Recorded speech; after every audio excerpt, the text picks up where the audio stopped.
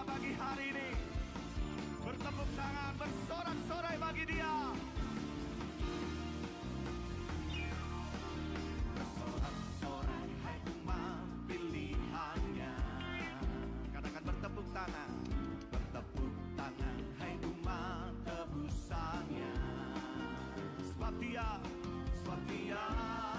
bebaskan dari semua belenggu dosa. Penuhkan diriku dengan kasih-Nya. Katakan kini ku bersuka memuji besarkan nama-Nya. Terpujilah Allah Yesus Juru Selamat manusia.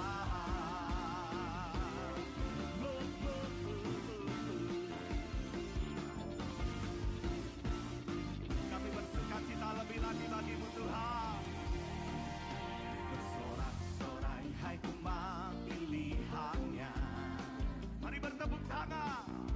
Tepuk tangan hai umat tebusannya. Sama-sama katakan. Sebab dia bebaskan dari semua belenggu dosa. Penuhkan diriku dengan kasih-Nya. Kini ku bersuka memuji besarkan nama-Nya. Terpujilah Allah Yesus Juru Selamat manusia. Sebab dia bebaskan dari semua belenggu dosa. Penuhkan diriku dengan kasih-Nya.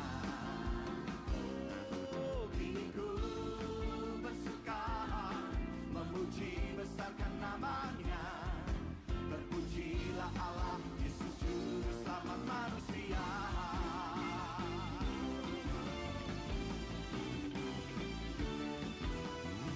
Sama-sama dia bebaskan dari semua belenggu dosa. Penuhkan diriku dengan kasih-Nya.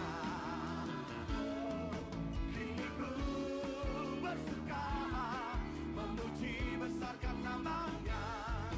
Terpujilah Allah Yesus Juru Selamat manusia. Satu kali lagi katakan.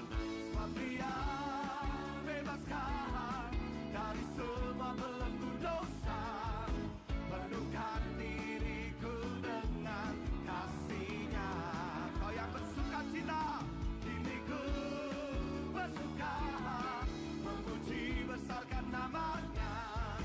Terpujilah Allah Yesus Juru Selamat manusia. Terpujilah Allah Yesus Juru Selamat manusia.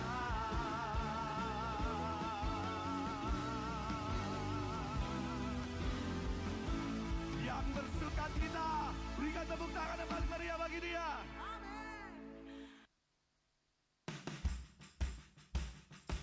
Cek, tes, 1, cek. I have decided to follow Jesus.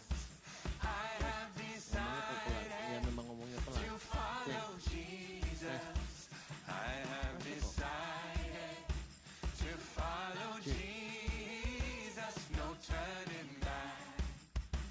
No turning back.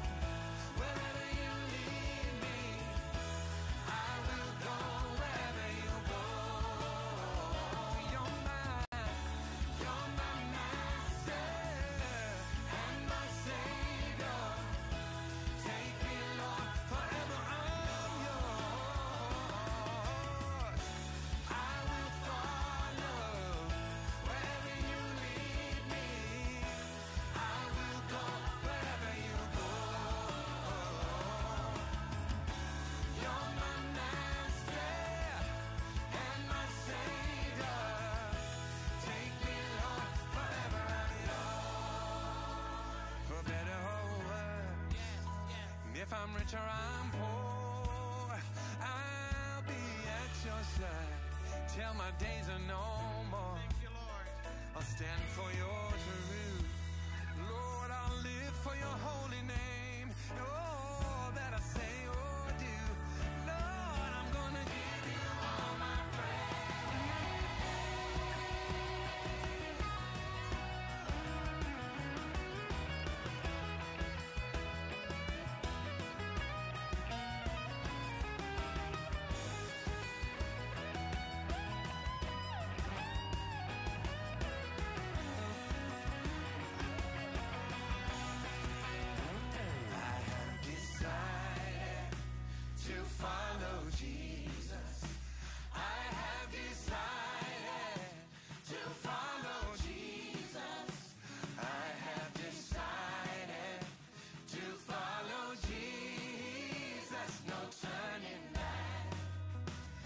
turning back. It's by your spirit we can, Lord, we can follow. Oh, it's by your spirit, Lord, Lord, we can follow. It's by your spirit, Lord, we can follow. No turning back, no turning back, no turning back. No turning back, no turning back, no turning back.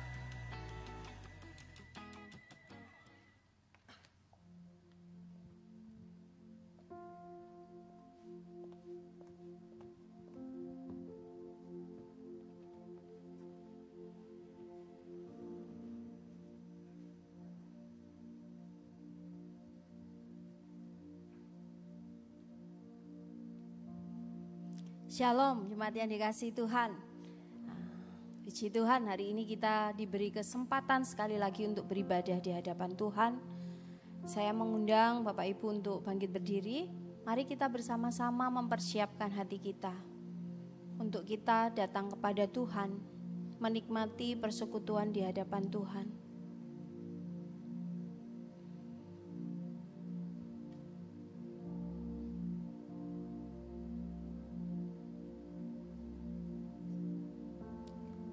Syukur kami naikkan ke hadirat-Mu Tuhan.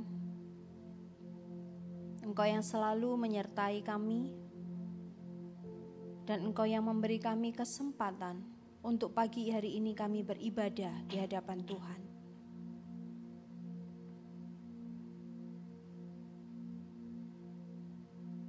Ini kami, ini hidup kami, ini hati kami. Biarlah ibadah kami hari ini Tuhan kami boleh lakukan karena pertolongan dari Allah Bapa, Allah Putra dan Allah Roh Kudus yang kami kenal di dalam nama Kristus Yesus Tuhan. Amin.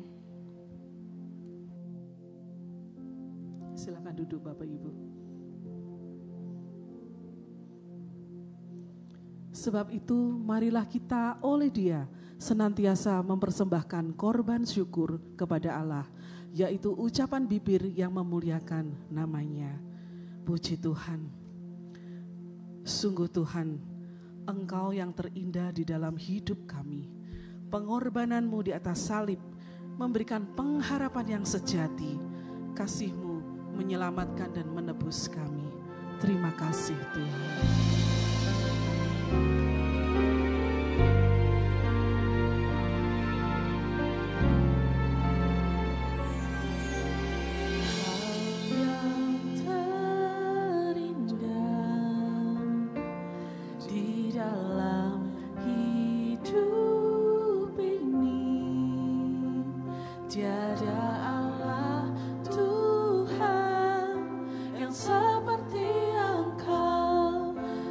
Perkasa penuh kemuliaan,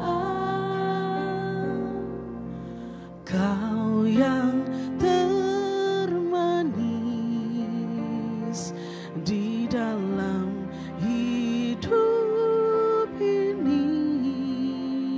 Ku cinta Kau lebih dari segalanya. besar kasih setiamu kepadaku. Ku sembah Kau, ya Allahku. Ku tinggikan nama-Mu selalu. Tiada lutut tak bertelut menyembah Yesus Tuhan Rajaku.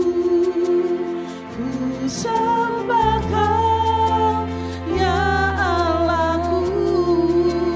Ku tinggikan nama-Mu selalu. Semua lidah kan mengaku Engkaulah Yesus Tuhan Rajaku.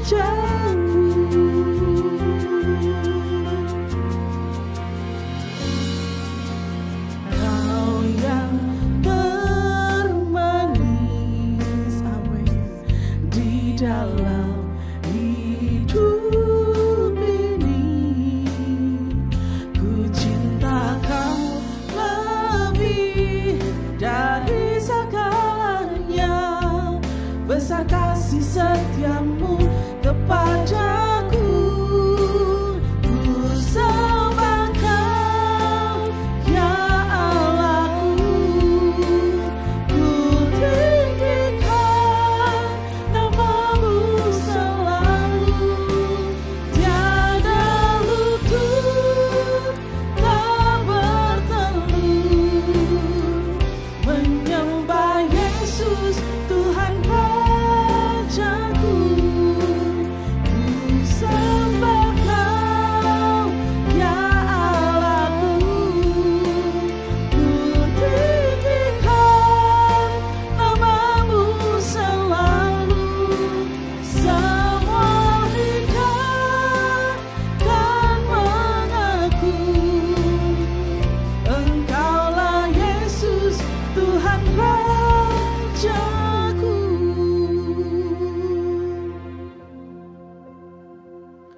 Koyakkanlah hatimu dan jangan pakaianmu.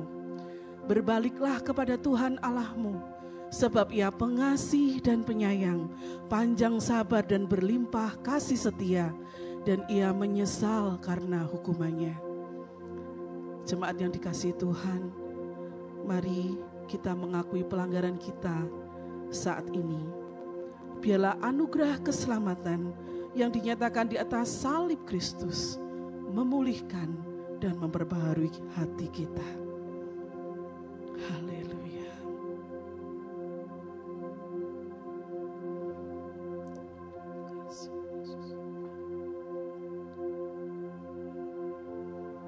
Salib-Mu ya Tuhan.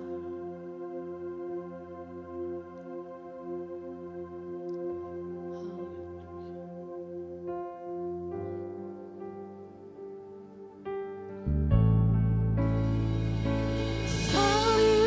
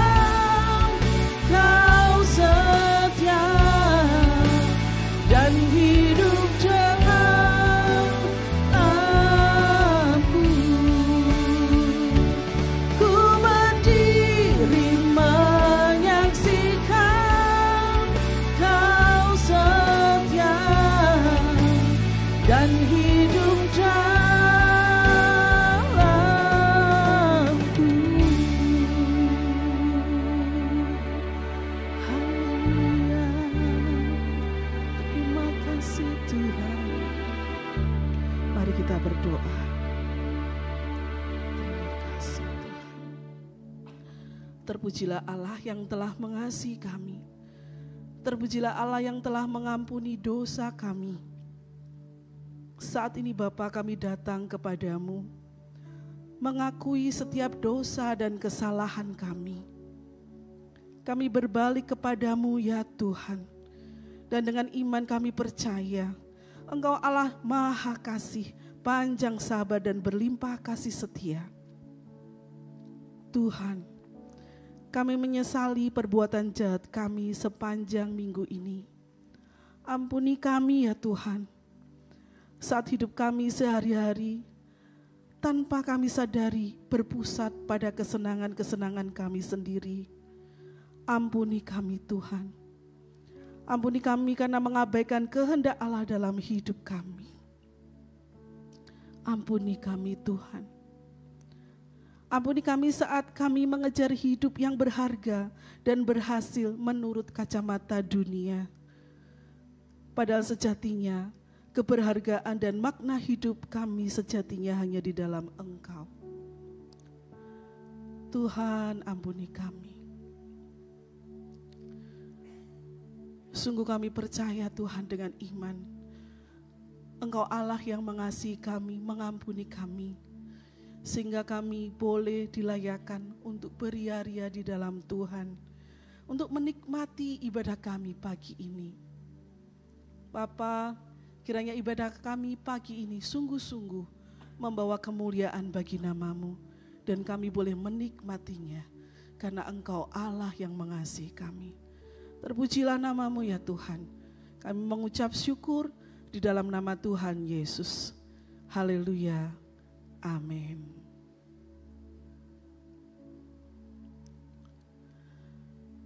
Setiap pemberian yang baik dan setiap anugerah yang sempurna datangnya dari atas, diturunkan dari Bapa segala terang. Padanya tidak ada perubahan atau bayangan karena pertukaran. Puji Tuhan. Sebagai respon atas berita anugerah, mari kita bersama-sama bangkit berdiri dan kita menyatakan pengakuan iman Nisea Konstantinopel yang berbunyi demikian. Aku percaya kepada satu Allah, Bapa yang Maha Kuasa, pencipta langit dan bumi, dan segala yang kelihatan dan yang tidak kelihatan, dan kepada satu Tuhan Yesus Kristus, satu-satunya anak Allah yang diperanakkan dari Bapa sebelum alam semesta, Allah dari Allah, terang dari terang, Allah yang sejati dari Allah yang sejati, sehakikat dengan Sang Bapa, oleh siapa segala sesuatu dicipta, yang untuk kita manusia dan untuk keselamatan kita telah turun dari sorga dan diinkarnasikan oleh Roh Kudus dari anak darah Maria dan dijadikan manusia. Ia telah disalibkan juga bagi kita di bawah pemerintahan Pontius Pilatus. Ia menderita dan dikuburkan, dan pada hari ketiga ia bangkit kembali sesuai dengan kitab suci dan naik ke sorga dan duduk di sebelah kanan Bapa, dan ia akan datang kembali dengan kemuliaan untuk menghakimi orang yang hidup dan yang mati, yang kerajaannya takkan berakhir. Dan aku percaya kepada Roh Kudus, Tuhan dan pemberi kehidupan, yang keluar dari Bapa dan Anak, yang bersama-sama dengan Bapa dan Anak disembah dan dimuliakan, yang telah berfirman dengan perantaraan para nabi. Dan aku percaya satu gereja yang am dan rasuli. Aku mengakui satu baptisan untuk pengampunan dosa, dan aku menantikan kebangkitan orang mati dan kehidupan di dunia yang akan datang. Amin, amin, puji Tuhan. Bersyukur dan bersorak-sorailah kepada Tuhan. Serukan rahmat-Nya yang besar, yang telah menghapus dosa kita. Haleluya.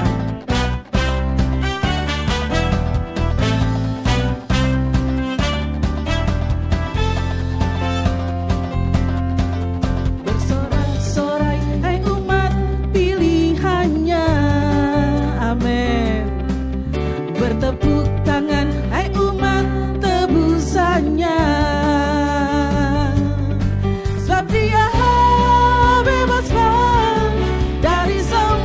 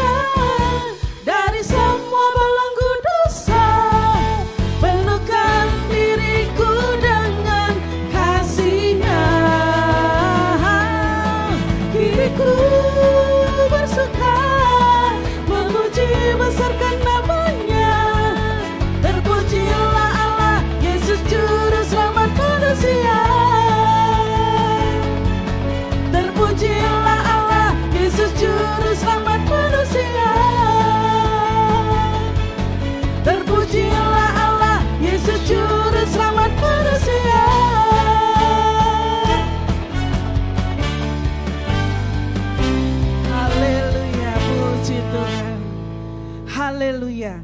Allah kita Allah yang perkasa dan kuasanya menggerakkan kita.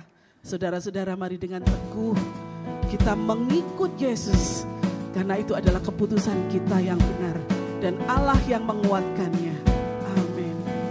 Mengikut Yesus keputusanku. Mengikut Yesus keputusanku. Mengikut Yesus keputusanku. Ku tak ingkar, ku tak ingkar. I have decided to follow Jesus. I have decided to follow Jesus. I have decided to follow Jesus. No turning back, no turning back. Could not go with me, I still will follow. Don't not go with me, I still will follow. Amen. Don't not go with me, I still will follow. No turning back, no turning back. I will follow wherever you lead me. I will go wherever you go. You're my master and my savior. Take me, Lord, forever I'm yours. I will follow wherever you lead me. I will go wherever you go. You're my master and my savior. Take me, Lord, forever I'm yours. Hallelujah.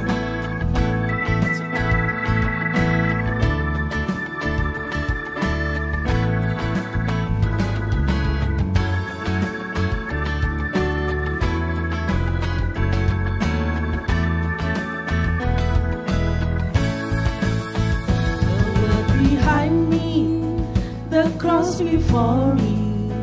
The world behind me, the cross before me. The world behind me, the cross before me. No turning back, no turning back.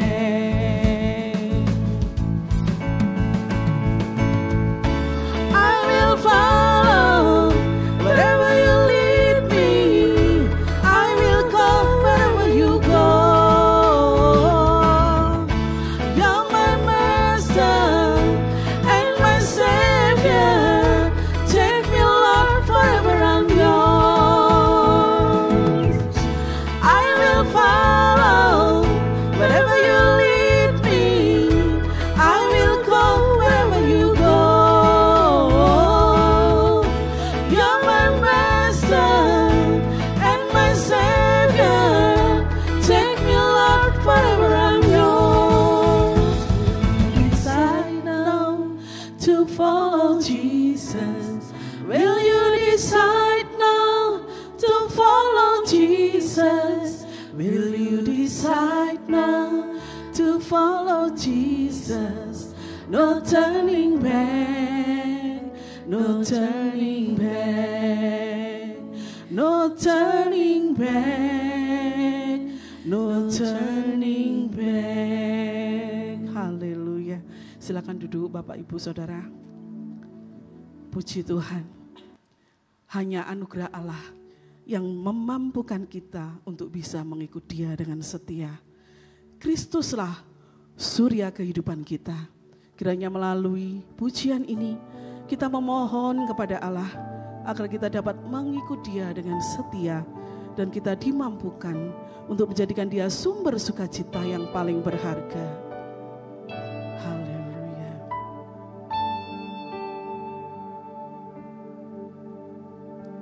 Kaulah ya Tuhan, surya hidupku. Asal Kau ada, yang lain tak perlu. Siang dan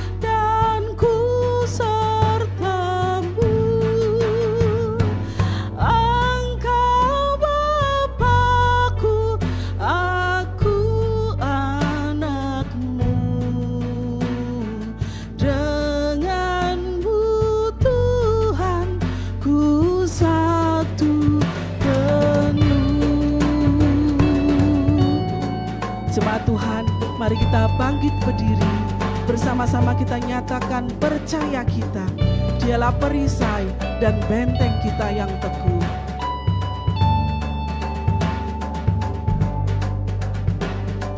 Kaulah bagiku tempat berteduh, Kaulah perisai dan benteng teguh. Sukacitaku kekal dalam-Mu, kuasa sorgawi Engkau kuasaku. Bila saatnya kelak ku menang, terimalah daku di sorga celang. Apapun kini hendak ku temui, Kaulah ya Tuhan surya hidupku.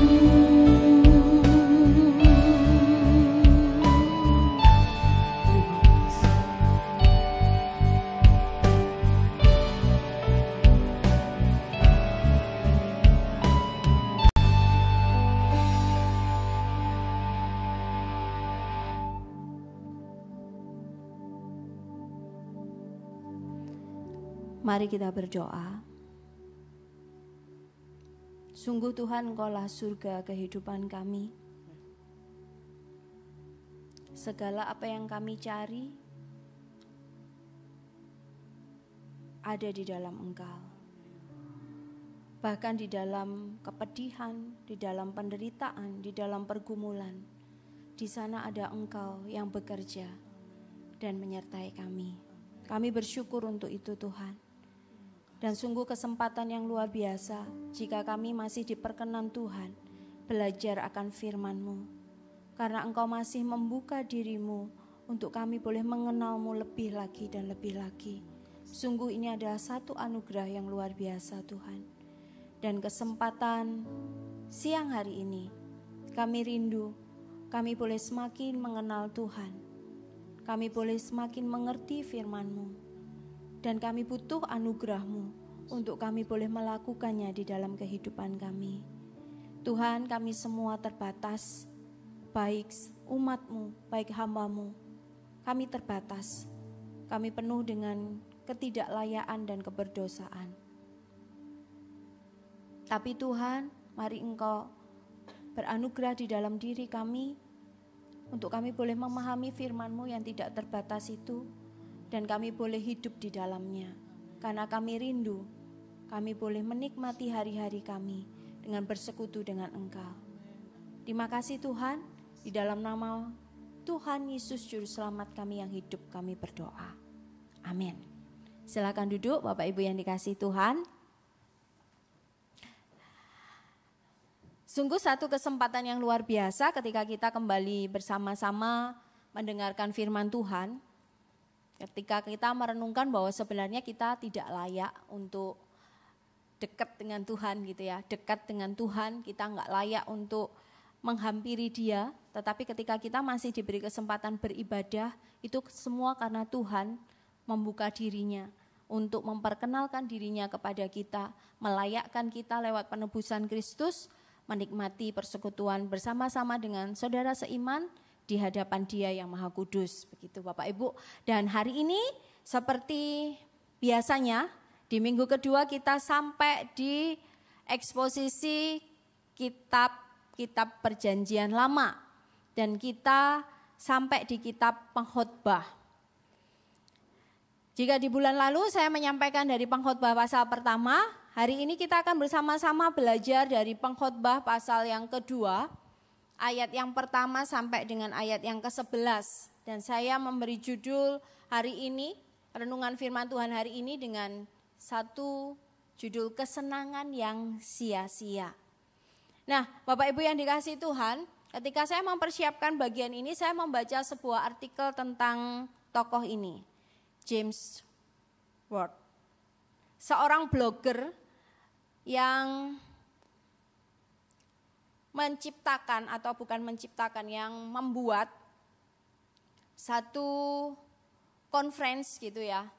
Seorang blogger, I like boring things ya. Dia membuat sebuah conference 1 hari di tahun 2010. Dan yang menarik adalah ketika saya baca artikel tentang tokoh ini adalah dia membuat konferensinya itu untuk hal-hal yang remeh, hal-hal yang receh gitu kalau anak muda bilang ya. Hal-hal yang sebenarnya nggak penting untuk dibahas. Tetapi dia mengadakan conference loh ya, ini bukan bincang-bincang santai sambil nongkrong di sebuah kafe gitu. Tetapi sebuah conference gitu. Nah, conference-nya itu membahas apa sih? Hal remeh seperti apa yang dibahas? Contoh ya Bapak Ibu, di tahun 2010 itu dia membahas misalkan tentang bersin. Penting gak sih bahas tentang bersin gitu? Mungkin kalau bersin kaitannya dengan virus tertentu gitu, kita masih oke lah, itu penting untuk kita, untuk kepentingan masyarakat, untuk kita berinteraksi dengan orang lain. Tapi ini murni bersin gitu. Apa ya pentingnya? Contoh lain tentang konferensi yang dia bikin adalah membahas tentang suara printer tahun 1990-an. Pentingkah gitu? Rasanya nggak penting ya. Ngapain kita ngomongin soal suaranya printer tahun 90-an gitu loh. Nggak, sesuatu yang kayaknya nggak ada faedahnya. Tapi yang mengejutkan ketika dia buat konferensi ini, justru tiketnya itu habis. Banyak orang yang suka ternyata. Padahal ini hal-hal yang remeh, yang rasanya nggak perlu untuk dibahas. Begitu. Nah, dari sini dia mengatakan bahwa ini mungkin sesuatu yang membosankan untuk dibicarakan. Tetapi saya yakin ini menyenangkan untuk dibicarakan. Jadi kalau di bayangan saya, ketika banyak orang datang ke tempatnya dia untuk datang ke conference yang dia bikin, itu bukan tentang ini penting atau enggak, tetapi ini menyenangkan atau tidak. Nah, ini menjadi sebuah gambaran, salah satu contoh bahwa manusia itu upayanya salah satunya adalah upaya untuk mencari kesenangan. Kita manusia tanpa sadar itu ada dorongan untuk mencari hal yang menyenangkan. Bapak Ibu yang dikasihi Tuhan, banyak orang mengetahui bahwa tujuan hidupnya itu berkaitan dengan hal yang menyenangkan. Saya enggak membahas duniawi, rohani gitu, enggak. Tetapi pada dasarnya banyak orang itu mengetahui bahwa tujuan hidupnya itu berhubungan dengan yang namanya kebahagiaan atau kesenangan. Di sini siapa yang enggak mau hidupnya bahagia coba? Ada? Oh enggak, Kak Vena saya mau hidupnya susah saja. Saya rasa enggak ada ya. Kita semua pasti punya harapan, keinginan untuk hidup bahagia. Tetapi masalahnya adalah banyak orang juga tidak tahu bagaimana caranya mendapatkan kebahagiaan. Mereka masih coba-coba gitu. Kalau ada iklan untuk anak jangan coba-coba. Tetapi seringkali kita manusia, kita orang berdosa ini mencoba-coba untuk mencari sebuah kebahagiaan. Sebuah kesukaan. Begitu. Coba direnungkan ketika menjalin hubungan dengan seseorang gitu dalam konteks pacaran. Kenapa? Ya, ada kebahagiaan di sana. Ada seseorang bilang, kamu pacaran ya, aku bahagia di sana. Ayo kalau gitu cepat menikah. Enggak lah, dalam pernikahan itu menakutkan, enggak ada kebahagiaan. Lah maksudmu apa kan gitu. Kenapa? Karena kita kecenderungan manusia masih mencoba untuk ini bahagia enggak ya kalau begini? Oh ternyata enggak, ya mundur ganti yang lain. Bahagia enggak ya? ada keinginan atau tahu bahwa yang dicapai tujuannya adalah menikmati kebahagiaan. Tapi untuk cara mendapat kebahagiaan banyak dari kita tidak tahu bagaimana caranya. Nah, Bapak Ibu, keinginan untuk bahagia, keinginan untuk hal yang menyenangkan itu bertumbuh subur akhir-akhir ini gitu ya. Dengan semangat hidup yang mengagungkan materi ya. Banyak orang yang matre gitu kayak gitu. Banyak orang yang hidupnya memilih dengan cara hidup hedonisme. Ya wis pokoknya menikmati kesenangan. Banyak orang yang ya sudah beli aja. Kenapa kamu beli? Butuhkah? Enggak sih, seneng aja beli, lucu. Hah? Gitu. Itu marak terjadi. Kenapa? Karena ingin menikmati sebuah kebahagiaan. Apakah ini menjadi sebuah usaha yang benar? Saya yakin setiap kita setuju dengan jawaban saya. Tentunya tidak. Kenapa? Kalau mencari kebahagiaan, mendapatkan kebahagiaan, kalau menjadi seorang yang bahagia menurut standar dunia, itu cukup. Tentunya tidak banyak selebriti yang sudah sukses, selebriti papan atas, punya kekayaan yang cukup. Muncul berita di pagi-pagi, ternyata bunuh diri. Kenapa? Apakah uangnya, kekayaannya, popularitasnya, pencapaiannya memberikan sebuah kebahagiaan? Ternyata tidak. Ada sesuatu ruang kosong yang entah itu apa bagi mereka di luar sana. Yang membuat semua yang ada, semua pencapaian, semua yang berkelimpahan ternyata tidak memberikan satu kebahagiaan yang cukup. Atau kalau kita lihat banyak orang sukses di luar sana, toh hidupnya juga berantakan, hidupnya kacau balau. Memang tidak semua, tapi ada di antara mereka. Kenapa? Karena mereka tidak merasa nyaman, tidak merasa bahagia dengan kehidupannya. Ada sesuatu yang masih terus dicari. Mereka nggak tahu caranya bahagia dengan apa yang mereka miliki seperti apa. Nah, Bapak Ibu yang dikasihi Tuhan, bagaimana Kohelet dalam pencarian kebahagiaan? Bagaimana perjalanan Kohelet? Masih ingat ya Kohelet? Kohelet adalah penulis kitab pengkhotbah. Mencari kehidupan yang membahagiakan itu. Mari kita baca bersama-sama bagian firman Tuhan hari ini di dalam pengkhotbah pasal yang kedua, ayat yang pertama sampai dengan ayat yang ke-11. Pengkhotbah pasal yang kedua, ayat pertama sampai ayat yang ke-11, kita akan bergantian membacanya. Saya akan membaca ayat yang pertama, Bapak Ibu yang dikasihi Tuhan akan membaca ayat yang kedua, begitu seterusnya sampai dengan ayat yang ke-11. Demikian firman Tuhan, aku berkata dalam hati, mari aku hendak menguji kegirangan, nikmatilah kesenangan, tetapi lihat, juga itu pun sia-sia.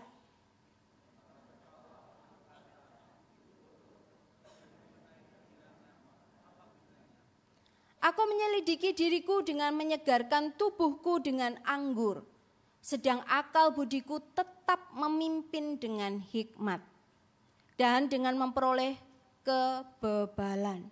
Sampai aku mengetahui apa yang baik bagi anak-anak manusia untuk dilakukan di bawah langit selama hidup mereka yang pendek itu. Aku melakukan pekerjaan-pekerjaan besar, mendirikan bagiku rumah-rumah, menanami bagiku kebun-kebun anggur. Aku mengusahakan bagiku kebun-kebun dan taman-taman, dan menanaminya dengan rupa-rupa pohon buah-buahan.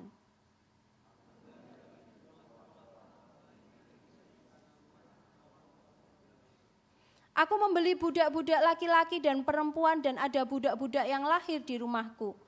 Aku mempunyai juga banyak sapi dan kambing domba melebihi siapapun yang pernah hidup di Yerusalem sebelum aku. Aku mengumpulkan bagiku juga perak dan emas, harta benda, raja-raja dan daerah-daerah. Aku mencari bagiku biduan-biduan dan biduanita-biduanita dan yang menyenangkan anak-anak manusia. yakni banda. Dengan demikian aku menjadi besar, bahkan lebih besar dari siapapun yang pernah hidup di Yerusalem sebelum aku. Pada itu hikmatku tinggal tetap padaku. Aku tidak merintangi mataku dari apapun yang dikehendakinya, dan aku tidak menahan hatiku dari sukacita apapun.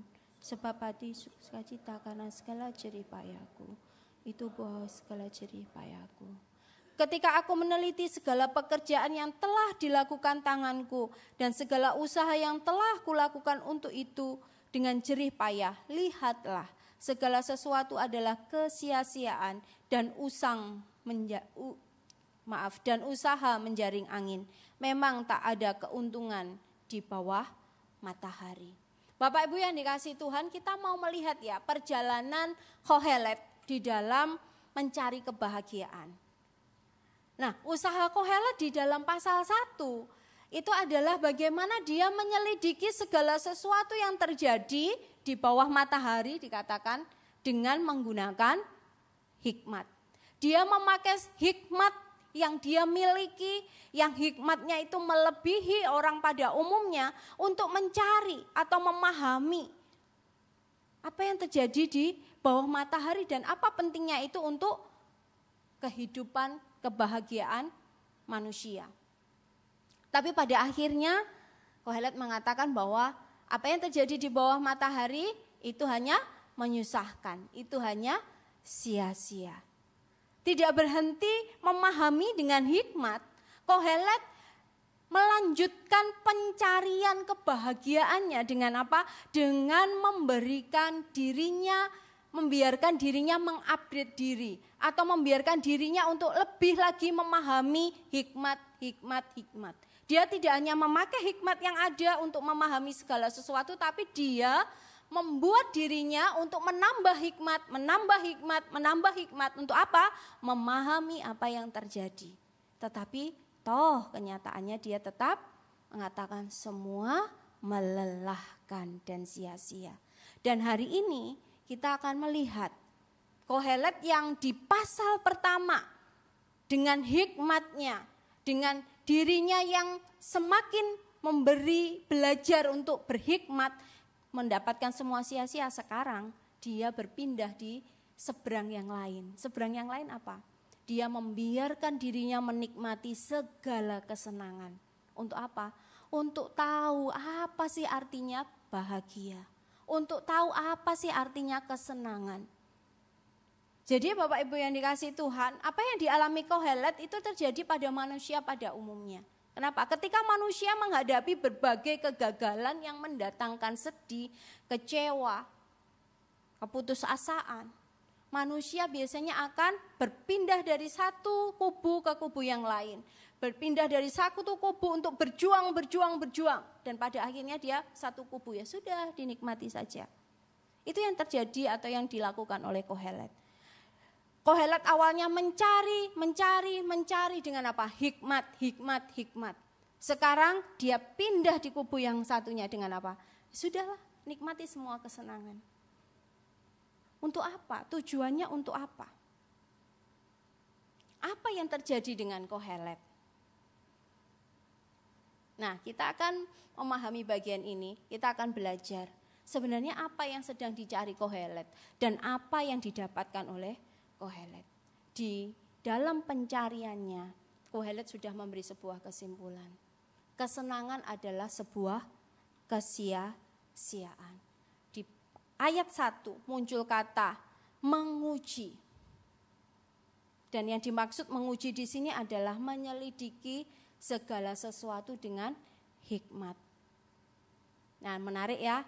Jadi Kohelet ketika dia menikmati kesenangan yang ada, ketika dia membiarkan dirinya untuk menikmati apa yang menyenangkan, dia bukan hanya asal menikmati, tetapi dia apa? Dia mencari dengan hikmat. Bapak Ibu yang dikasihi Tuhan, saya kembali ke slide yang sebelumnya. Kata hikmat tetap muncul dari teks yang kita baca. Misalkan di ayat 3, di ayat 9b, tetap muncul hikmat. Dia tetap memakai hikmatnya. Jadi ketika Kohelet menikmati kesenangan yang akan kita bahas hari ini, dia tetap menikmatinya dengan hikmatnya. Pencarian yang dilakukan oleh Kohelet tentang kesenangan bukan sekedar dia memuaskan hawa nafsunya, memuaskan keinginannya, tetapi dia ingin memahami, berusaha memahami kesenangan itu sebenarnya apa sih? Apa sih yang menyenangkan? Apa sih hal yang membuat manusia itu tidak merasa kekosongan di dalam dirinya? Sehingga dia bisa mengatakan bahwa segala sesuatu tidak sia-sia. Jadi ketika Kohelet di dalam pasal 2, pasal yang kita bahas hari ini, membiarkan dirinya untuk menikmati semua kesenangan-kesenangan yang dinikmati banyak orang pada umumnya saat itu, Kohelet memakainya dengan hikmat. Dengan satu keinginan untuk memahami sebenarnya kesenangan itu apa sih. Bapak Ibu yang dikasihi Tuhan, tujuan dari Kohelet memang tidak terlihat dari teks yang kita baca. Tetapi kalau kita membandingkan dengan terjemahan lain, baik Septuaginta maupun NIV, di sana ditunjukkan bahwa kesenangan itu berkaitan dengan kebaikan. Dan ketika kita lihat membandingkan dengan ayat yang ketiga, di sana kita melihat secara jelas bahwa tujuan Kohelet menikmati kesenangan ini adalah dia ingin tahu yang baik untuk manusia itu apa. Apa yang baik di dalam kehidupan ini apa. Jadi Kohelet tidak mengumbar dirinya, mengumbar nafsunya, menikmati segala kesenangan tanpa arah. Dia pengen mencapai satu titik, apa itu kesenangan dan apa yang baik bagi kehidupan manusia. Ini yang dicari oleh Kohelet. Karena Kohelet sampai di titik ini masih mengatakan bahwa kesenangan itu pun sia-sia. Bagaimana hasil pencarian Kohelet?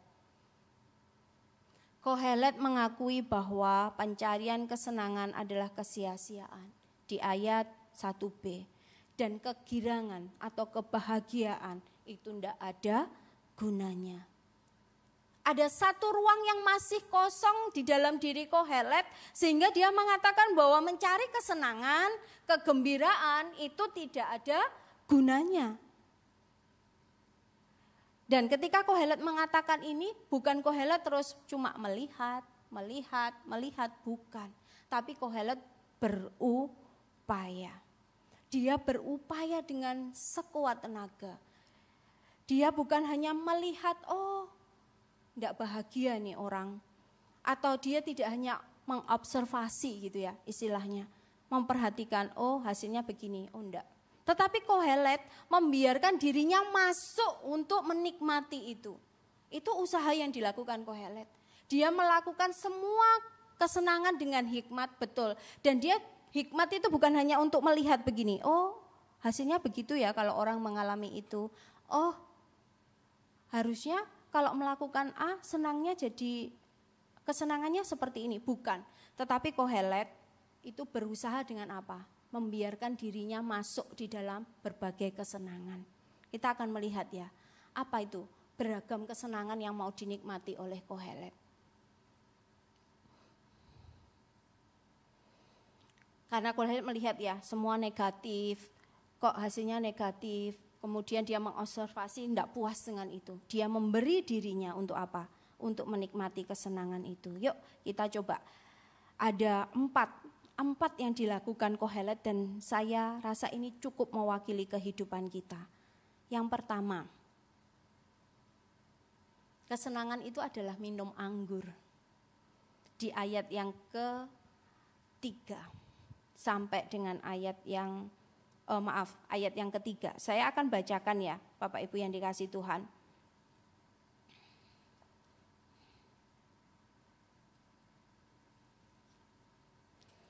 Di sana dikatakan, aku menyelidiki diriku dengan menyegarkan tubuhku dengan anggur. Sedangkan akal budiku tetap memimpin dengan hikmat.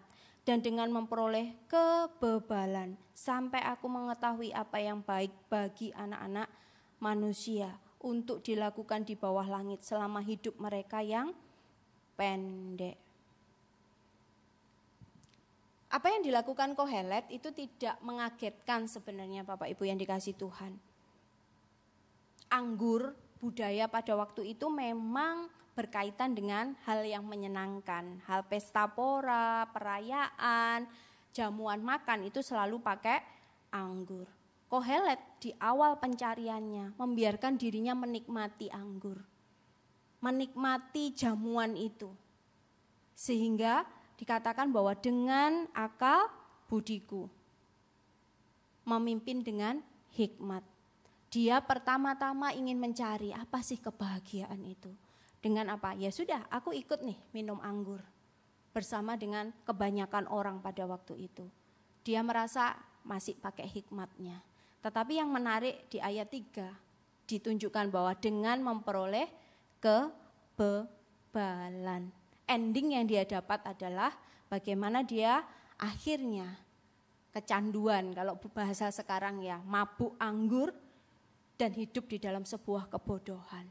Jadi kesenangan yang ditawarkan orang banyak saat itu yaitu melalui anggur. Kohelet coba dengan hikmatnya. Dia pengen mengetahui apa ini kesenangan dengan minum anggur.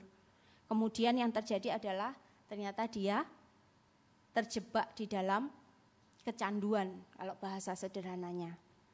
Sehingga dikatakan dia jatuh pada kebebalan. Nah, apa yang dilakukan Kohelet dalam mencari kebahagiaan seperti minum anggur dari contoh pertama, bukankah seringkali dilakukan oleh kita manusia, orang yang hidup zaman sekarang. Ketika kita mencoba, orang lain kok senang ya dengan melakukan A misalkan, contohlah mabuk, miras contohnya atau alkohol atau apalah. Kemudian memberi, ya sudah aku nikmati. Kalau sekarang kita sudah diedukasi dengan banyak, ternyata endingnya adalah kebebalan. Endingnya adalah kecanduan yang ternyata merugikan. Sehingga dia katakan itu pun sia-sia. Dengan hidup manusia yang pendek, menikmati kebahagiaan, mencari kebahagiaan dengan anggur, ternyata sia-sia. Itu yang dialami oleh Kohelet. Sehingga saya boleh katakan ini, mereka yang hidup demi kesenangan, dengan cepat akan menyadari bahwa upaya mereka untuk menciptakan sukacita dengan kekuatan sendiri hanyalah kesia-siaan belaka. Jadi ketika Kohelet mencari, langkah pertama adalah menikmati anggur seperti orang pada umumnya. Menikmati apa yang dianggap orang itu menyenangkan. Sampai akhirnya pada satu titik dia merasa itu sia-sia. Mereka yang hidup demi kesenangan dengan cepat akan menyadari bahwa hidup mereka untuk menciptakan sukacita dengan kekuatan sendiri hanyalah sebuah kesia-siaan. Ini yang dialami Kohelet. Kemudian apa yang dilakukan Kohelet? Apa hanya minum anggur langsung dia bilang hidup sia-sia? Tidak. Ternyata dia masih belum berhenti usahanya. Usaha kedua itu ada di ayat 4 sampai di ayat 6. Melakukan hal-hal yang besar. Saya akan bacakan untuk kita semua. Aku melakukan pekerjaan-pekerjaan besar. Coba kita hitung ya, pekerjaan-pekerjaan besar. Pertama, mendirikan bagiku rumah-rumah. Kedua, menanami bagiku kebun-kebun anggur. Mengusahakan bagiku kebun-kebun dan taman-taman dan menanaminya dengan berbagai rupa pohon-pohon buah-buahan. Menggali bagiku kolam untuk mengairi dan di situ tanaman pohon-pohon muda. Bapak Ibu yang dikasihi Tuhan, mungkin ketika kita sekilas membaca bagian ini, kita akan melihat bahwa apa sih yang dilakukan Kohelet? Bukankah ini biasa ya, membuat rumah, menanam. Tapi kalau kita cermati, apa yang muncul yang tadi saya hitung, itu sebenarnya muncul di Kejadian 1 sampai Kejadian 2, di mana manusia belum jatuh dalam dosa. Jadi Kohelet ketika dia berusaha mencari kesenangan dengan melakukan hal yang besar, dia mematok dirinya sebuah standar. Dan standar yang dia patok adalah kehidupan yang menyenangkan sebelum kejatuhan manusia ke dalam dosa. Jadi ketika Kohelet berusaha menikmati anggur tadi, satu kesimpulan itu membuat kebebalan menjadi sebuah kebodohan begitu. Kemudian dia memberikan dirinya standar. Ya sudah, aku ikuti orang-orang lain. Mencari kesenangan dengan sebuah pencapaian. Nah, Kohelet tidak mau seperti yang lain. Kohelet mau standar pencapaiannya adalah paling tinggi. Yaitu apa? Sebelum manusia jatuh dalam dosa. Satu pencapaian yang luar biasa sebenarnya. Satu standar yang luar biasa. Tetapi Bapak Ibu yang dikasihi Tuhan, endingnya Kohelet merasa pencapaian-pencapaian yang dia dapat, dia membangun, dia melakukan, menanam, mengusahakan kebun, menggali bagiku kolam, semua dilakukan dengan maksimal oleh Kohelet. Tetapi pada akhirnya Kohelet merasa itu pun juga sia-sia. Apa yang dia mau capai, Kohelet tidak bisa mencapainya dengan persis sama sebelum kejatuhan. Ada satu ruang, ada satu sisi kekosongan dirinya. Dia merasa gak ada gunanya. Sekalipun Kohelet pada waktu itu, kalau kita ingat ya, penulis khotbah atau Kohelet ini kan belum tentu Salomo, tapi pemikirannya dipengaruhi oleh Raja Salomo. Kalau kita bayangkan semua pencapaian-pencapaian yang dimiliki Kohelet, harusnya Kohelet sudah cukup bahagia, tetapi tidak ternyata. Kohelet tidak bahagia. Kenapa? Karena pencapaian bukanlah jaminan sebuah kebahagiaan. Bapak Ibu, orang yang mencapai satu pencapaian besar, prestasi yang luar biasa, belum tentu hidupnya bahagia. Contoh di dalam Alkitab. Adakah? Ada, yaitu Elia. Bapak Ibu ingat Elia ketika melawan berapa ratus Nabi Baal? Ada yang ingat? 400 ya. Ratusan ya, ini bukan hanya 1 lawan 1, tapi 1 lawan ratusan. Taruhlah 400. Ketika Elia dengan hal yang luar biasa Tuhan tunjukkan, diberi pencapaian yang luar biasa. Seorang nabi, 1 lawan 400. Dan dia mengalami kemenangan yang luar biasa. Tuhan menunjukkan keajaiban yang luar biasa. Toh endingnya apa? Elia berlari dan bilang, Tuhan aku mati saja. Dia baru melakukan pencapaian yang besar. 1 lawan 400 dia berhasil, dia menang. Tapi apa endingnya di dalam dirinya? Dia merasa, Tuhan aku capek, aku lelah, aku mati saja. Sampai akhirnya Tuhan mengirimkan, Tuhan datang menghibur Elia. Dan dikatakan, tenang kamu tidak sendirian. Aku sudah membangkitkan orang-orang yang takut akan Tuhan. Kenapa Elia bangkit lagi? Pencapaiannya diakui orang? Tidak. Tetapi Tuhan hadir di dalam hidup Elia. Jadi pencapaian bukan jaminan sebuah kebahagiaan. Bapak Ibu tentunya sering mendengar berita, banyak orang mendapatkan, memperoleh pencapaian-pencapaian. Tetapi masih ada di antara mereka yang putus asa, sehingga harus bunuh diri, merasa putus asa sehingga harus depresi dan lain sebagainya. Kenapa? Karena pencapaian itu bukan jaminan sebuah kebahagiaan. Kohelet mencapai pencapaian yang baik. Tetapi kalau dibandingkan kehidupan sebelum kejatuhan itu jauh dan itu tidak membahagiakan kehidupan Kohelet. Bukan hanya anggur, bukan hanya pencapaian, tapi juga kekayaan. Kohelet nikmati itu. Kohelet berusaha mengumpulkan kekayaan. Kalau kita lihat di ayat 7 sampai ayat 8a di sana dikatakan, aku membeli budak-budak laki-laki. Budak itu merupakan sebuah kebanggaan ya. Orang yang bisa membeli budak pada zaman itu berarti orang yang cukup mampu. Dan ada budak-budak yang lahir di rumahku. Aku mempunyai juga banyak sapi dan kambing domba melebihi siapapun yang pernah hidup di Yerusalem sebelum aku. Aku mengumpulkan bagiku juga perak dan emas, harta benda, raja-raja dan daerah-daerah. Lihat ya, usaha untuk mencari kebahagiaan itu Kohelet apa? mengumpulkan kekayaan dengan membuktikan pada dunia gitu kalau boleh saya katakan. Beli budak, orang yang bisa beli budak itu orang kaya pada waktu itu. Bukan hanya budak, dia mengumpulkan emas, dia mengumpulkan perak, bukan hanya itu, ternaknya juga banyak. Bahkan dikatakan dia lebih kaya dan tidak ada orang sekaya Kohelet di Yerusalem sebelum dia. Satu kekayaan yang melimpah. Dia berusaha mencari kebahagiaannya dengan apa? Mengumpulkan harta, mengumpulkan harta. Tetapi ternyata Bapak Ibu yang dikasihi Tuhan, itu pun dia katakan sebuah kesia-siaan. Ada seorang profesor psikologi, Steve Dennis. Seorang yang dalam sebuah acara televisi mengatakan bahwa mimpi yang Anda miliki tentang menang bisa jadi lebih indah daripada kenyataan setelah menang. Kenapa ini muncul? Karena dia meneliti atau melihat atau sedang mengumpulkan satu fakta tentang orang yang mendapat kekayaan ternyata hidupnya tidak baik-baik saja. Dia menyebutkan banyak contoh di acara televisi itu, cuma saya mau menyebutkan satu saja ya. Ada seorang yang bernama Jack Whittaker.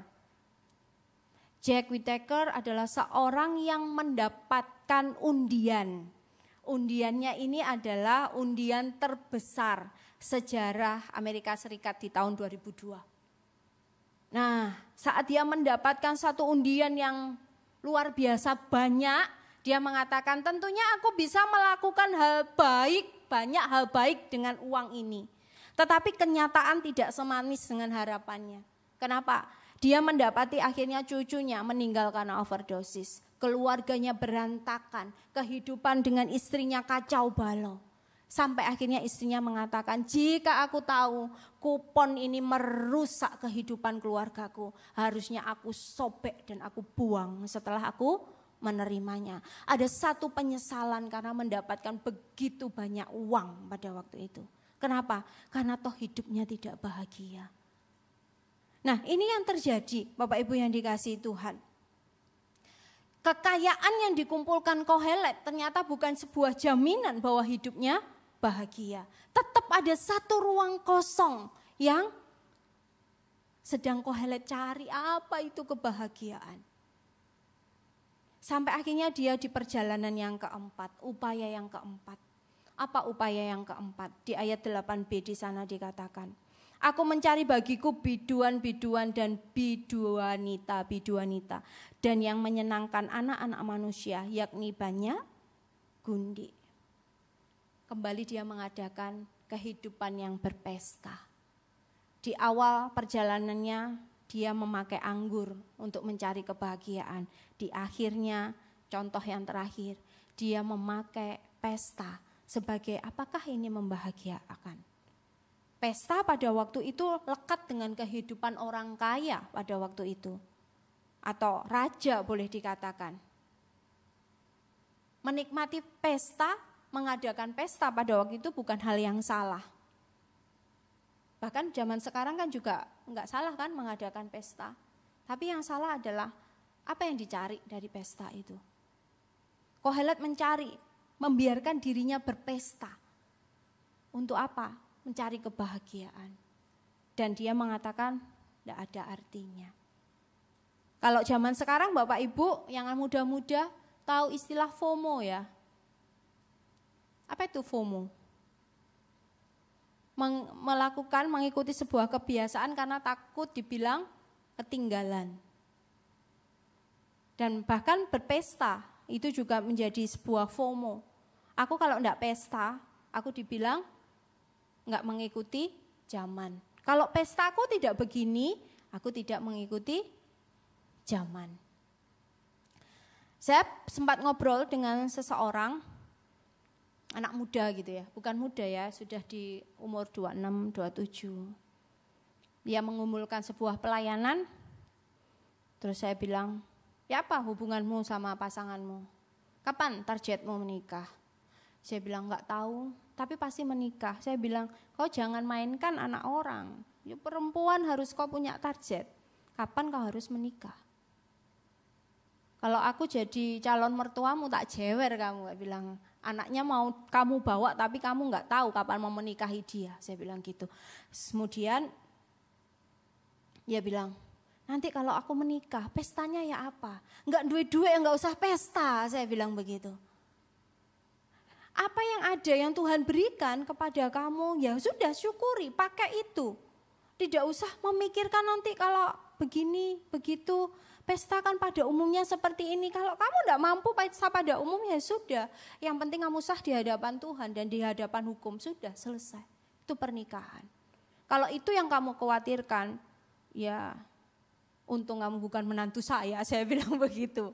Nah, Bapak Ibu yang dikasihi Tuhan, kenapa anak ini khawatir gitu dengan jenis pestanya? Kenapa enggak khawatir dengan bagaimana kehidupan pernikahanku nantinya menjadi berkat bagi pernikahan-pernikahan yang lain? Bukan itu yang jadi poinnya. Saya bilang, kenapa kamu membingungkan pesta? Ya itu kan yang terjadi pada sekarang. Oh, minta tak cita, saya bilang begitu. Nah, itu yang dilakukan orang pada umumnya. Kalau enggak berpesta, kalau enggak sama dengan yang lain, malu. Sehingga melakukan sesuatu yang melebihi kemampuannya. Sehingga apa? Sehingga terjebak pada situasi yang tidak menyenangkan. Bapak Ibu yang dikasihi Tuhan, jangan kita FOMO. Jangan kita ikut-ikutan melakukan sesuatu yang tampaknya menyenangkan, tapi sebenarnya tidak menyenangkan hanya karena takut dibilang ketinggalan zaman. Nah, Bapak Ibu yang dikasihi Tuhan, itu yang dilakukan oleh Kohelet. Kohelet dalam mencari kebahagiaan, dia tidak hanya membiarkan dirinya menikmati kebahagiaan dari anggur, pencapaian, kekayaan, berpesta. Tetapi kalau kita lihat Kohelet dengan segala kekayaannya, Kohelet tidak hanya mencoba beragam kesenangan, tetapi juga beragam kesenangan yang berkualitas. Maksudnya satu kesenangan yang tidak biasa-biasa. Dia nikmati itu semua. Saya boleh katakan ini. Yang dilakukan Kohelet adalah dengan semua kepandaian, kekuasaan, dan kekayaan yang dimiliki, Kohelet menikmati akses yang begitu mudah pada segala jenis kesenangan. Sehingga apa? Beragam kesenangan dinikmati, bukan hanya beragam, tetapi yang punya kualitas. Jadi ketika Kohelet mencari kesenangan, dia tidak hanya mencari banyaknya kesenangan, tetapi juga kesenangan-kesenangan yang berkualitas.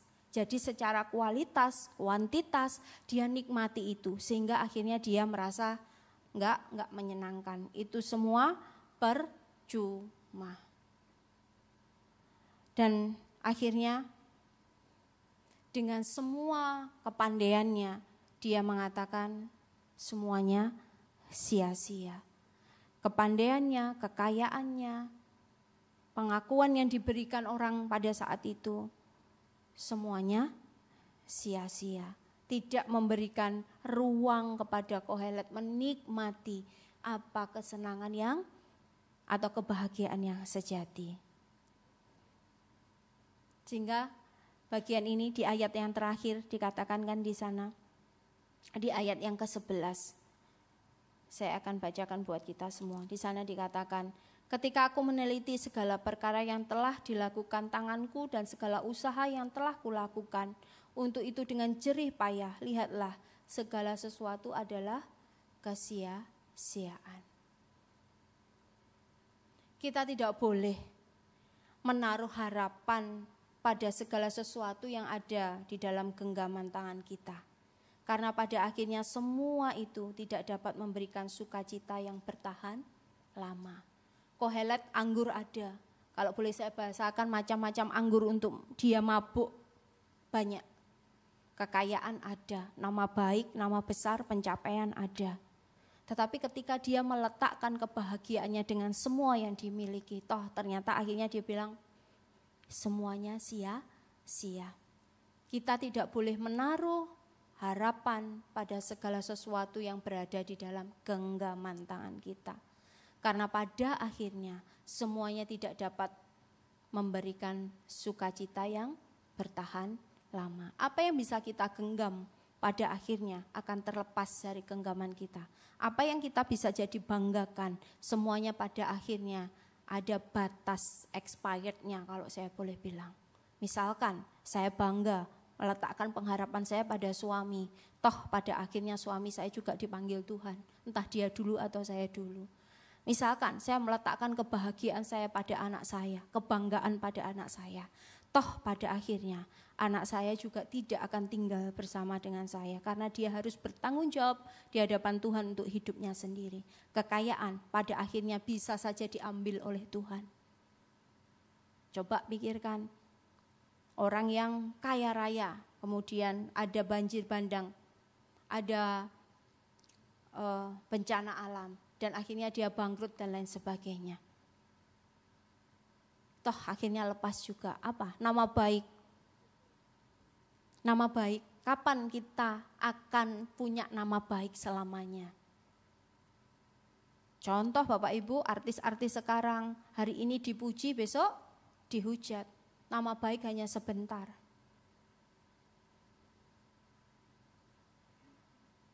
Bagaimana kalau meletakkan kebanggaan pada nama baik? Orang bebas menilai, orang bebas menghakimi. Media sosial begitu luar biasa. Bisa saja dengan satu sentilan langsung begitu banyak komentar. Dan itu menghancurkan kebahagiaan.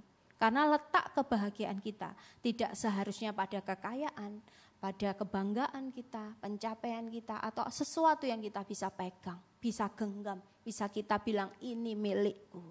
Karena semua yang kita bilang ini milikku akan terlepas kecuali satu, Kristus. Karena Kristuslah yang bilang kamu milikku, bukan kita yang bilang. Untuk kita jadi milik Kristus, karena Kristus bilang kamu milikku, kamu anakku, kamu yang aku tebus, bukan kita yang bilang. Bukan kita yang menggenggam tangan Kristus, tapi Kristus yang menggenggam tangan kita. Nah, Bapak Ibu yang dikasihi Tuhan, sehingga pada akhirnya Kohelet bisa mengatakan, kesenangan bukan hal yang baik. Kenapa dia mengatakan seperti itu? Di ayat yang ke-11b di sana dikatakan, saya akan bacakan seluruh ayat 11. Ketika aku meneliti segala pekerjaan yang telah dilakukan tanganku dan segala usaha yang telah kulakukan untuk itu dengan jerih payah, lihatlah, segala sesuatu adalah kesia-siaan dan usaha menjaring angin. Memang tidak ada keuntungan di bawah matahari. Tidak ada hal yang baik. Apa maksud Kohelet? Kenapa dia menyebut kesenangan bukan hal yang baik? Karena dia mengartikan kesenangan bukan hal yang baik dalam arti yang membuat hidupnya menjadi berarti. Berbagai kesenangan yang dia coba tidak membuat dirinya memiliki arti. Sehingga dia menegaskan semua sia-sia. Bahkan ketika dia ngomong semua sia-sia, dia memakai 3 kata yang menarik, yaitu kesia-siaan, usaha menjaring angin, tidak ada keuntungan. Yang boleh saya katakan semua usaha, kesenangan yang dia upayakan adalah zong, nol, gak ada apa-apanya.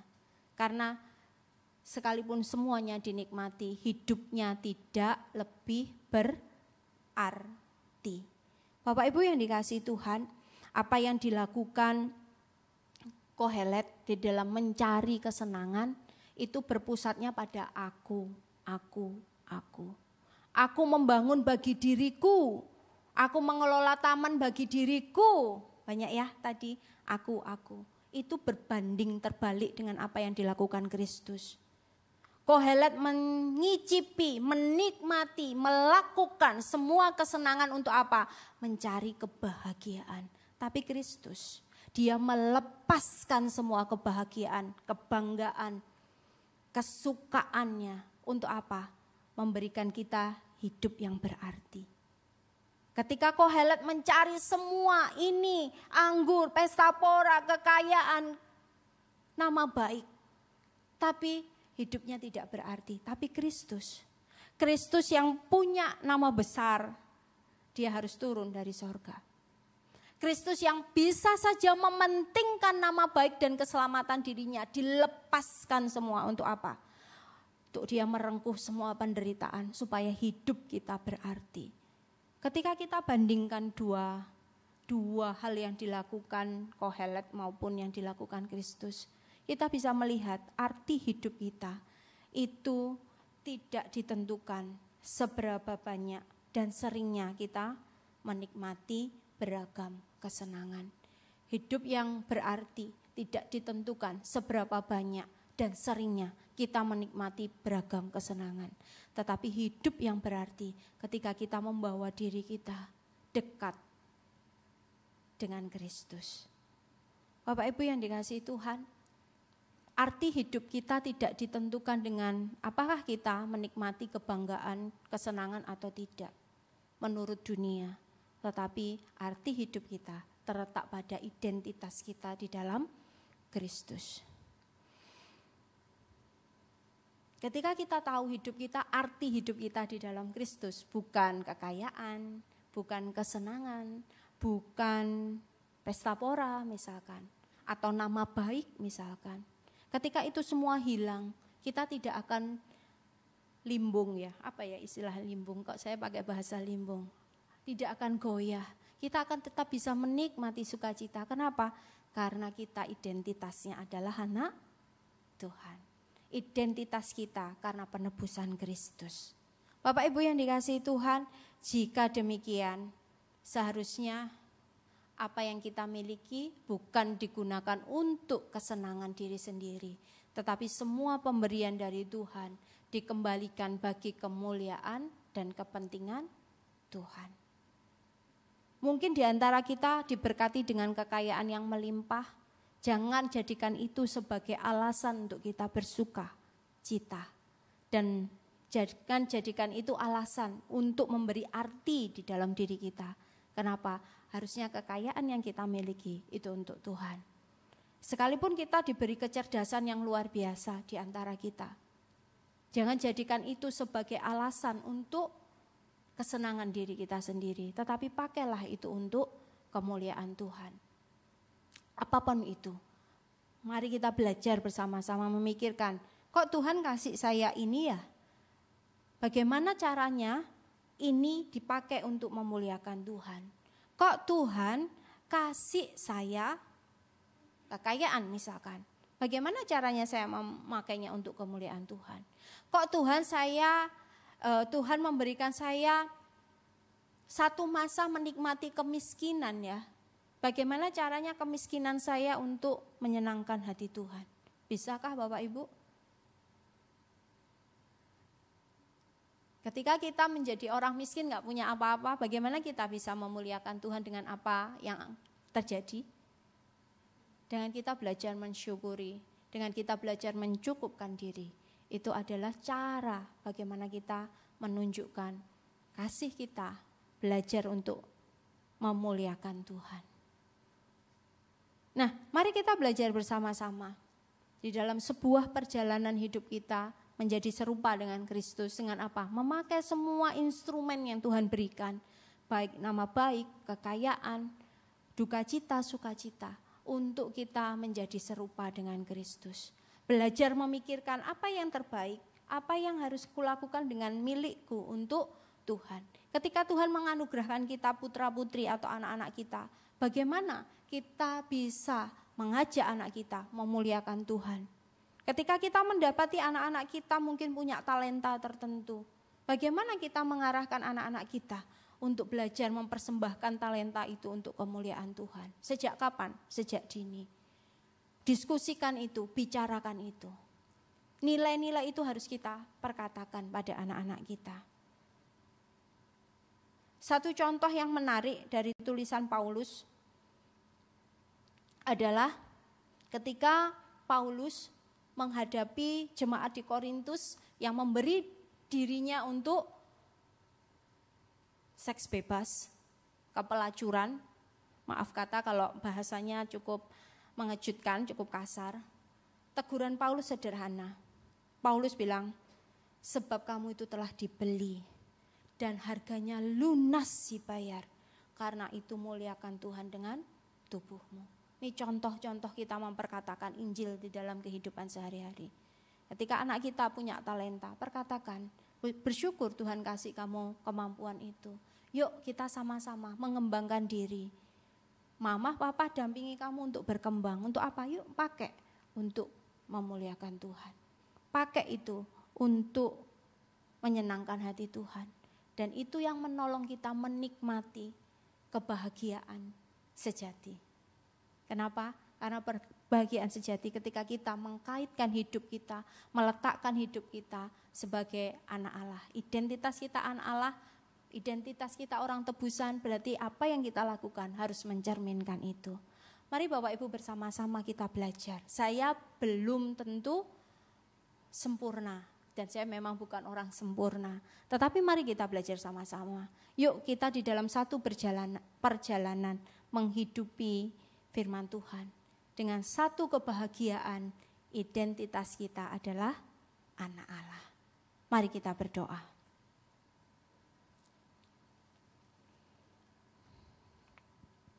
Tuhan, kami bersyukur karena Tuhan memberikan kami kesempatan menikmati kesenangan dan Tuhan menunjukkan jalan kesenangan itu yaitu di dalam Kristus. Tuhan memikirkan kebahagiaan dan sukacita kami sehingga Engkau mengirimkan Kristus untuk memberikan kami arti kehidupan. Kami bersyukur untuk itu Tuhan. Engkau mengajarkan kami bahwa kebahagiaan kami tidak terletak pada kesenangan-kesenangan dunia, kesenangan-kesenangan yang sementara, tetapi sukacita kami, kebahagiaan kami terletak pada Kristus yang telah menebus kami. Terima kasih Tuhan karena Engkau menebus kami, terima kasih karena Engkau sudah memberikan kami jalan menikmati kebahagiaan sejati. Dan kami bersyukur untuk karya-Mu di dalam hidup kami. Tolong kami, setiap hari kami boleh merayakan Injil-Mu, setiap kami boleh merayakan sukacita, merayakan kebanggaan kami di dalam Kristus. Karena Engkaulah satu-satunya sumber sukacita kami. Terima kasih Tuhan, di dalam nama Kristus Yesus Tuhan kami berdoa. Amin. Selanjutnya saya serahkan pada Bu Luis.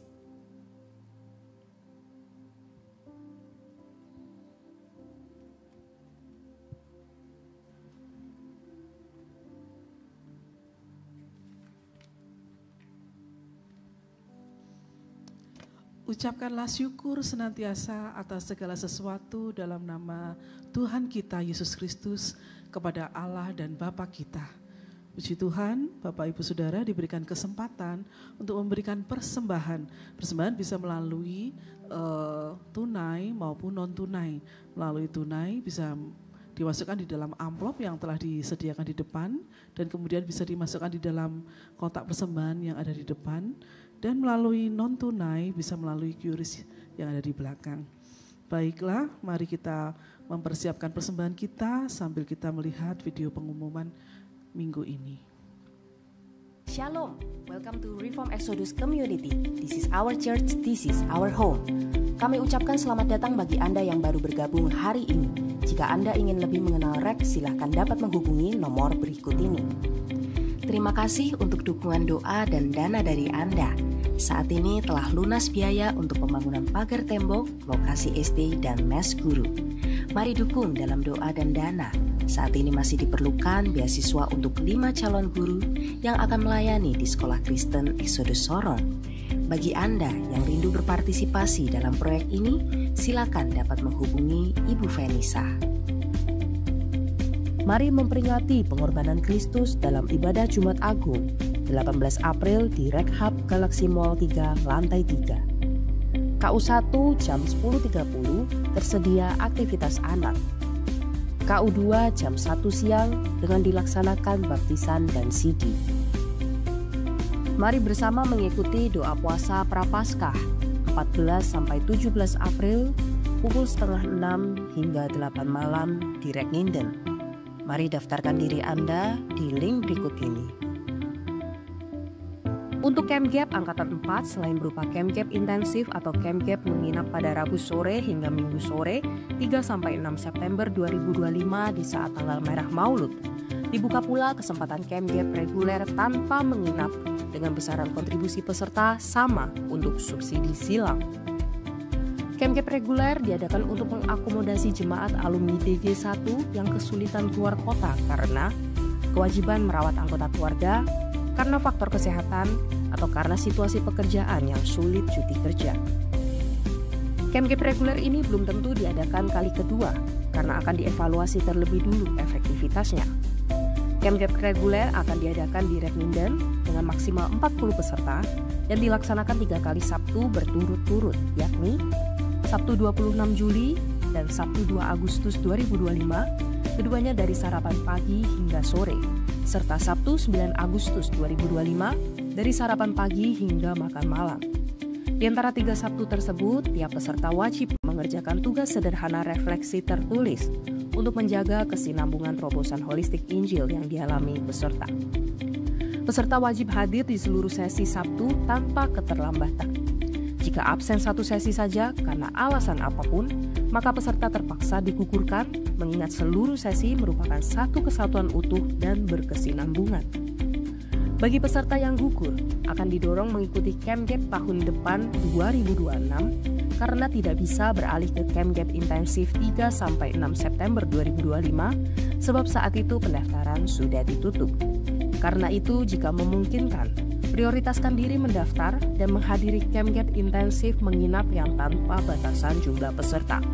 Biarlah Camp Gap reguler diprioritaskan hanya untuk yang benar-benar membutuhkan. Begitu tercapai 40 pendaftar, maka Google Form pendaftaran Camp Gap reguler akan otomatis tertutup.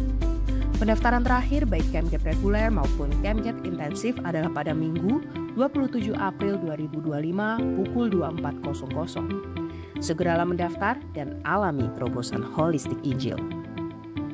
Demikianlah informasi untuk minggu ini. Tetap semangat, God bless you, see you next week.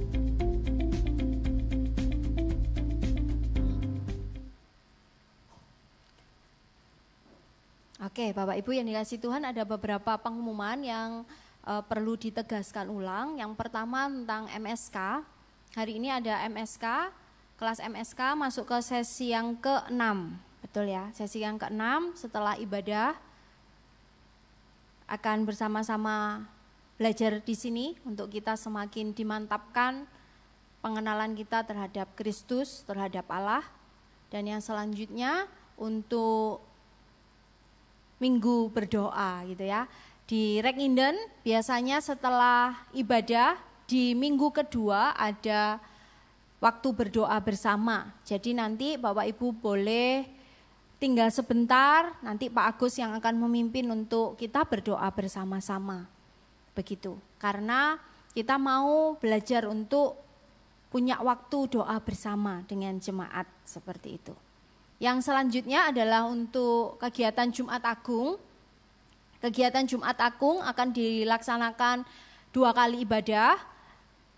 KU pertama jam 10:30 ada aktivitas anak sekolah minggu. Jadi bagi Bapak Ibu yang mungkin bawa anak kecil atau bawa anak sekolah minggu bisa datang di ibadah pertama. Di sana nanti ada ruangan khusus untuk anak-anak untuk beraktivitas.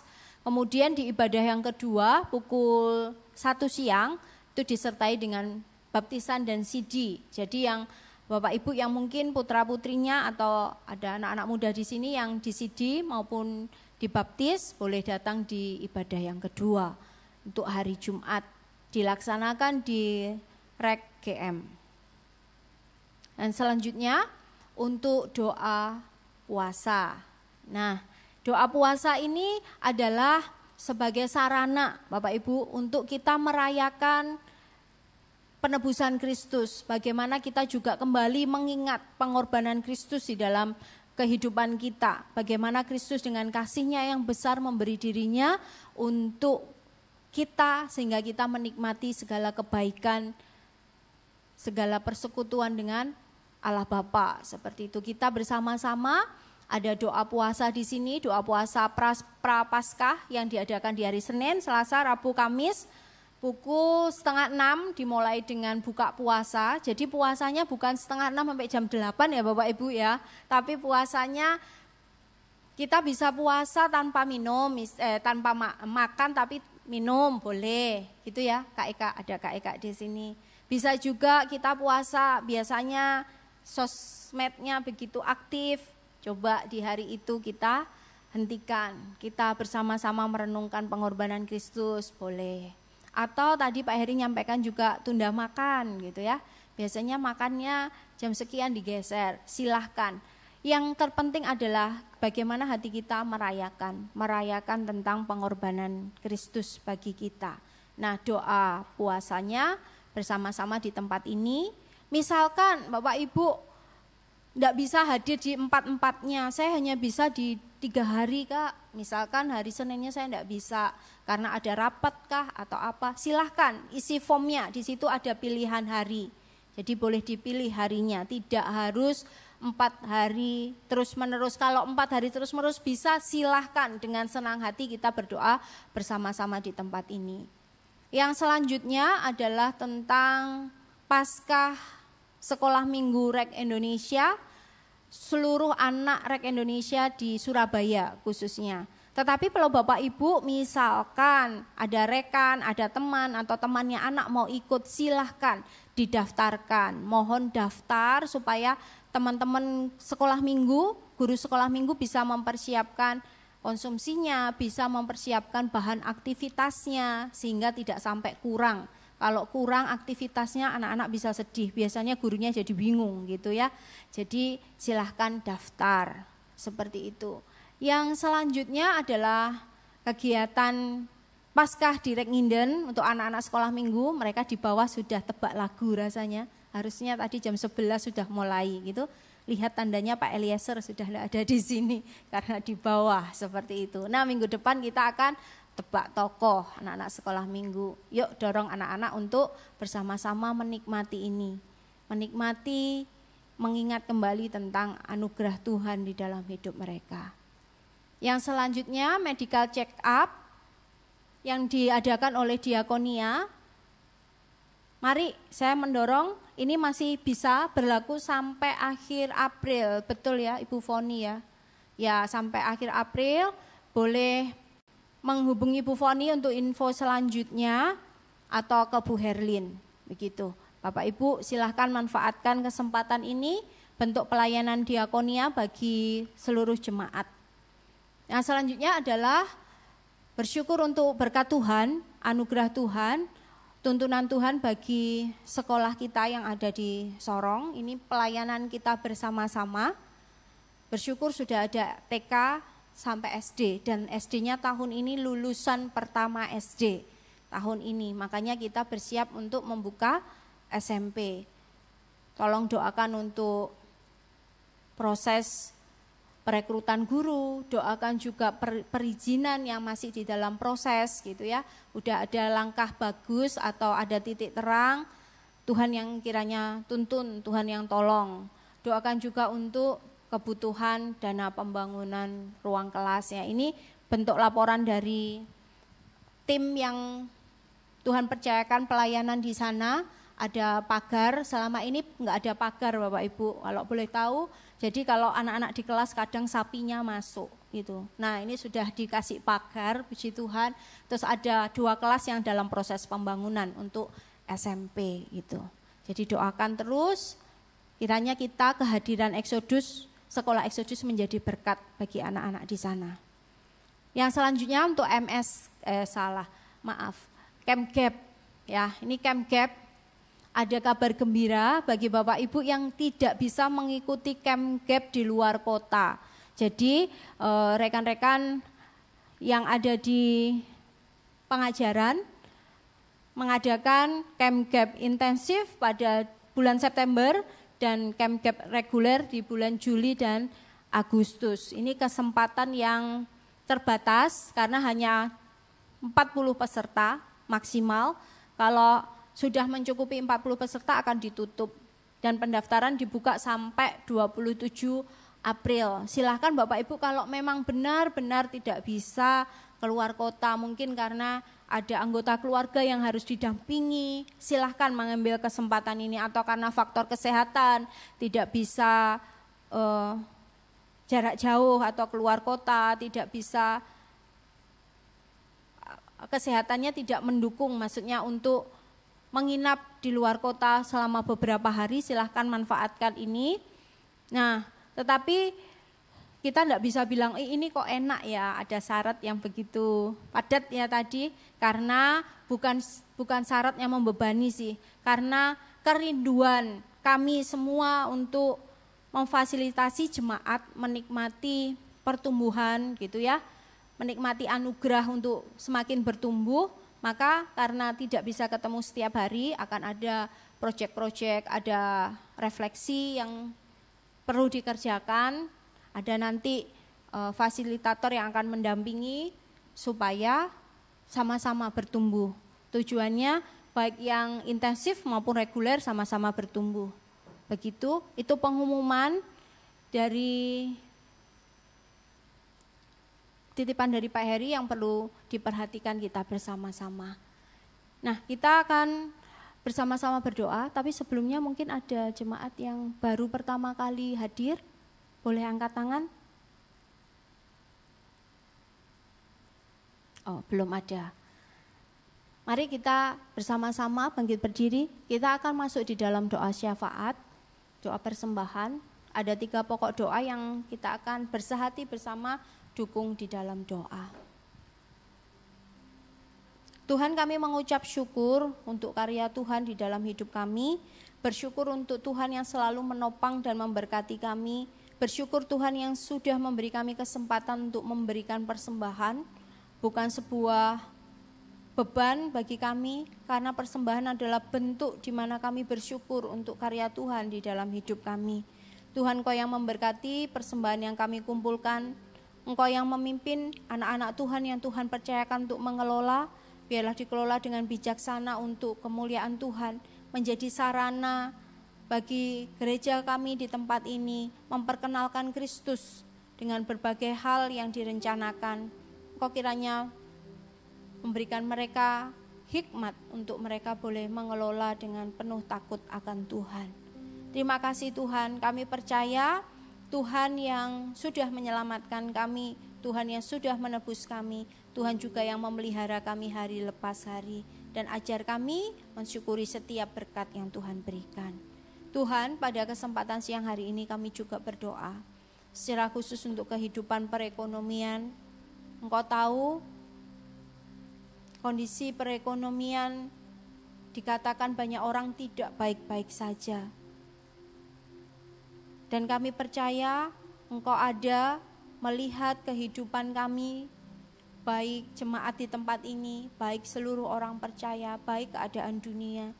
Engkau memperhatikan dan kiranya Engkau terus berbelas kasihan berkarya Tuhan dengan segala situasi yang ada, kondisi ekonomi yang naik turun. Ajar kami untuk terus bergantung harap pada Tuhan dan percaya akan pemeliharaan Tuhan. Pelaku-pelaku ekonomi Tuhan berikan hikmat untuk mereka boleh mengelola setiap usaha, setiap hal yang Tuhan percayakan dengan bijaksana. Orang-orang yang duduk di pemerintahan, yang mengatur segala sesuatunya, berikan mereka hikmat Tuhan, untuk mereka melakukan bagian mereka dengan penuh kepedulian kepada sesama mereka. Tuhan tolong, Engkau yang mengatur segala sesuatu, Engkau juga yang menopang segala sesuatu. Kami juga berdoa Tuhan, pada kesempatan hari ini untuk acara Prapaskah maupun Paskah Jumat Agung, mari Engkau yang menolong kami.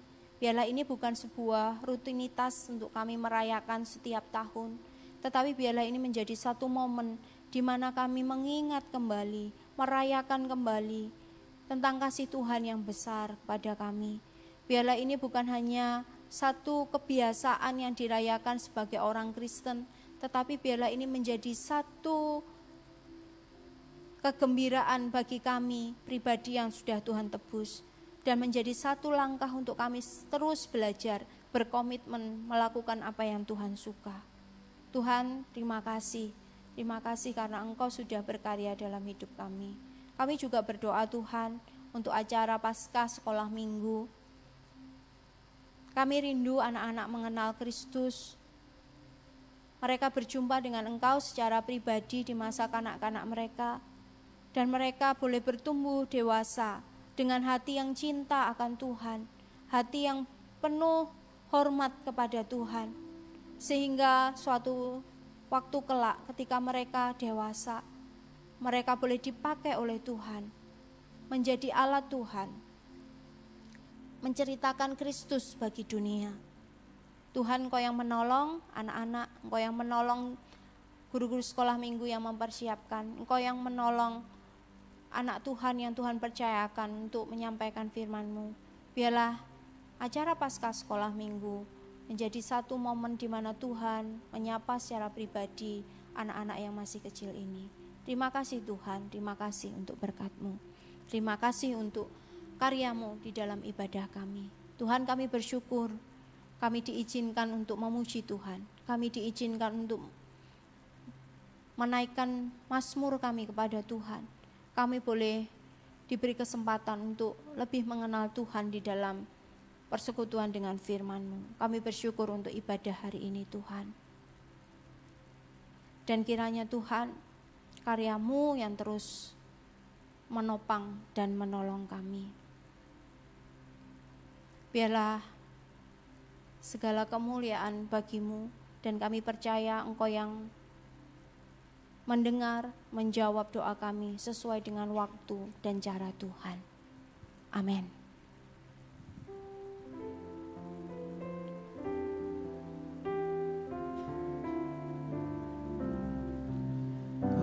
Puji Allah, Bapa Putra, puji Allah Roh Kudus, ketiganya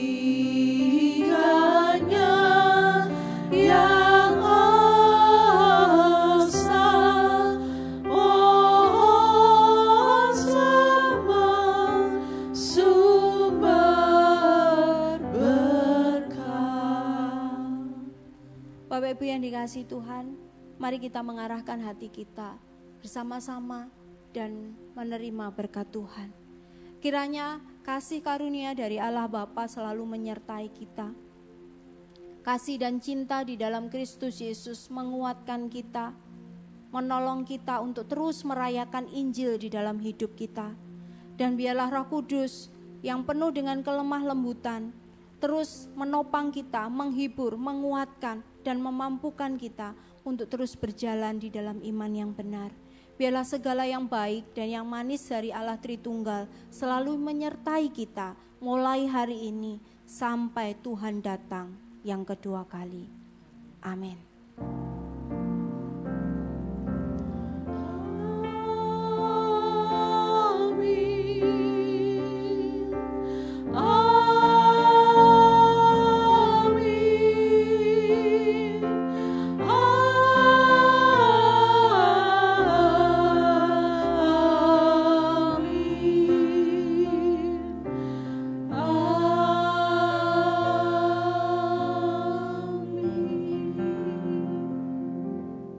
Silakan duduk mengambil waktu teduh. Diharapkan Bapak Ibu boleh ikut ambil bagian dalam doa bersama.